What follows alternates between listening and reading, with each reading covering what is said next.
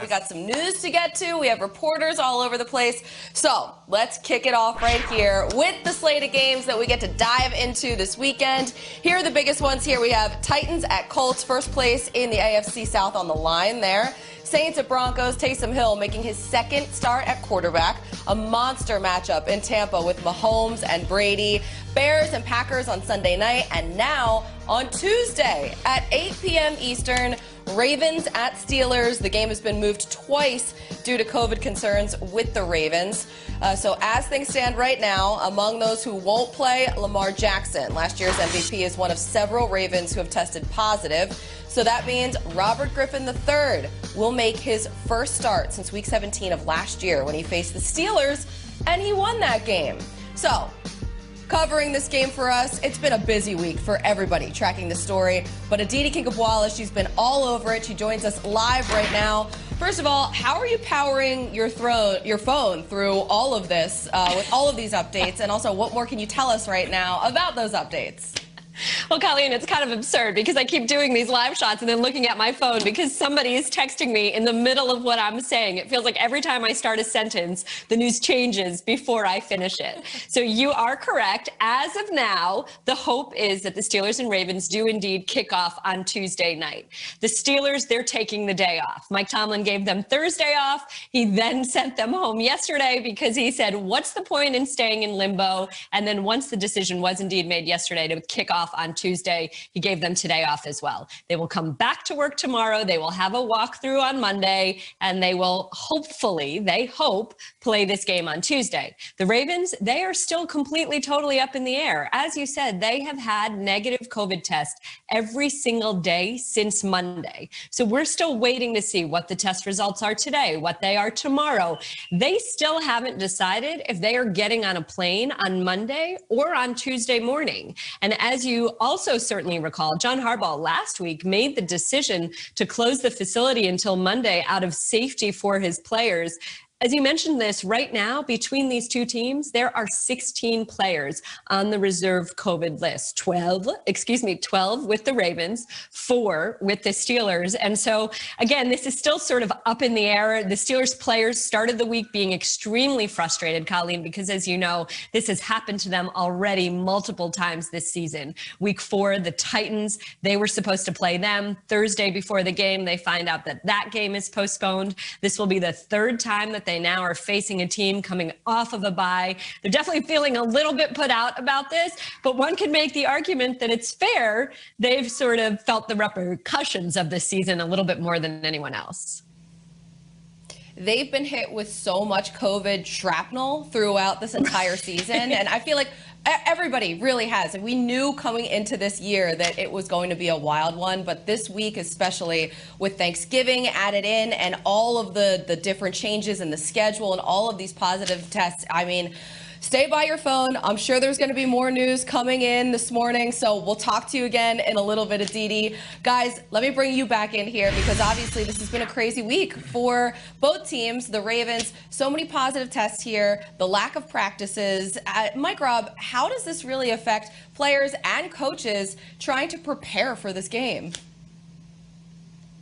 Yeah, it affects everybody in the building on both sides, on both teams. And I think the message from the coaches have to be very important. I think Mike Tomlin, who's my coach of the year, has done a great job handling the situation with the Pittsburgh Steelers, right? Because everything is up in the air. And there's a psychological part to this, guys. And Shaun, you know exactly what I'm talking about. Football players, you want guys to be going into games being excited about playing the game. You don't want guys to be to have the game plan stale or be focusing on the game way too long, because that's when mistakes start to happen. So as a player, you look at this thing and you're like, okay, am I playing this day? All right, I'm ready to play. I got the game plan. I'm ready to go.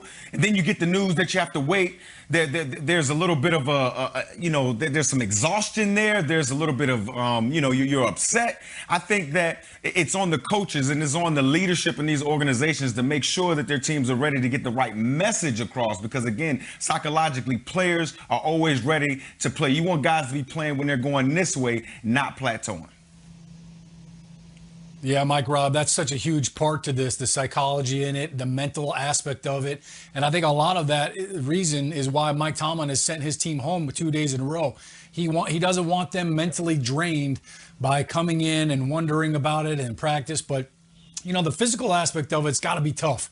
I mean, if you're for both teams, the Steelers and the Ravens now, you can't go to the facility. So how are you getting your body right? How are you getting a workout in? I know we are creatures of habit, and as a player, you have your routines, and it's all right. I'm gonna get my lift in on this day of the week, so I'm not too sore for the game. And then you get your massage, your acupuncture, all of the physical treatments that you do to get yourself ready.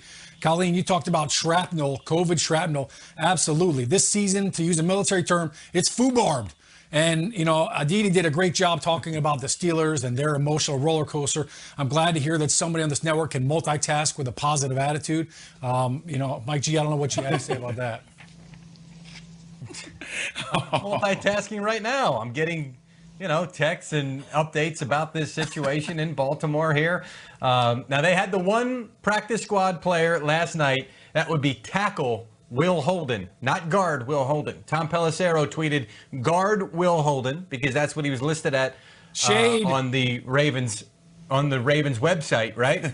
And Will Holden replied to him and said tackle with an asterisk. I'm a tackle, not a guard. Yes. He said, Tom took a screenshot and said, tell your own team. They list you as a guard, regardless. Good to see he's in good spirits, at least, after testing positive for COVID. But the hope is that only the one positive means that maybe the Ravens are starting to get their way out of it. And there's going to be that period of, 5-6 days or so where you're going to have positive tests when you've got a situation like this. So the hope is that they're starting to come out of it at this point. We'll see. So Will Holden right now expected to be added. Loved him in Sunset Boulevard, by the way. No, it's a different guy. Anyway, Will Holden, the latest guy to be added. And the hope is that we're going to get ourselves to Tuesday. That's a different Holden. Get ourselves to Tuesday and be able to actually play this game, Colleen.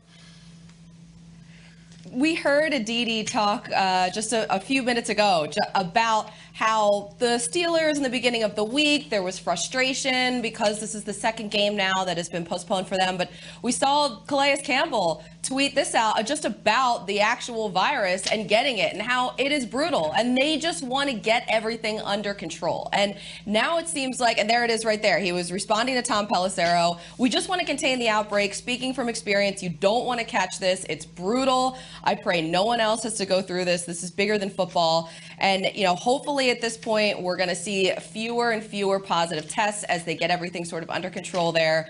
But yeah, this has to be mentally such a challenge because even just for us on this show, when we have to adapt and pivot and we're all prepared to talk about one thing and then we have to talk about something else, it's not a big deal because that's such a minor thing. But for them, this is their entire life and week and day-to-day things are just constantly changing. And that I feel like midstream adjust all learned in this year is just to adapt, survive, and advance. And that is what we're doing this morning as well on the show. Good Morning Football Weekend. So let's get to the walkthrough. Talk about some of the other big games coming your way. Here we go. It is the walkthrough, starting with another AFC matchup with playoff implications here. Titans-Colts for the second time in 3 weeks. I feel like I just saw these teams. It kind of feels like it was so long ago, too. Indy dominated the second half in their first meeting, mostly because the Titans had a complete special teams breakdown. They won that one 34-17. The Colts did in Nashville. Both teams are 7-3 and looking to take control here of the South. So, Shaun, what's your take on the rematch? Yeah, Colleen, it's interesting we call this the walkthrough because that seems like all the teams can get away with these days is just walkthroughs. They can't even practice. But both of these teams, they want to run through you, and they're both coming off of huge victories. Obviously, the Titans just spanked the Baltimore Ravens, and nobody wanted any part of Derrick Henry. So these are two very physical teams. I will say this, the Colts are kind of limping into this one. So a couple of game time decisions, Quentin Nelson, their powerful left guard, and their center, Ryan Kelly,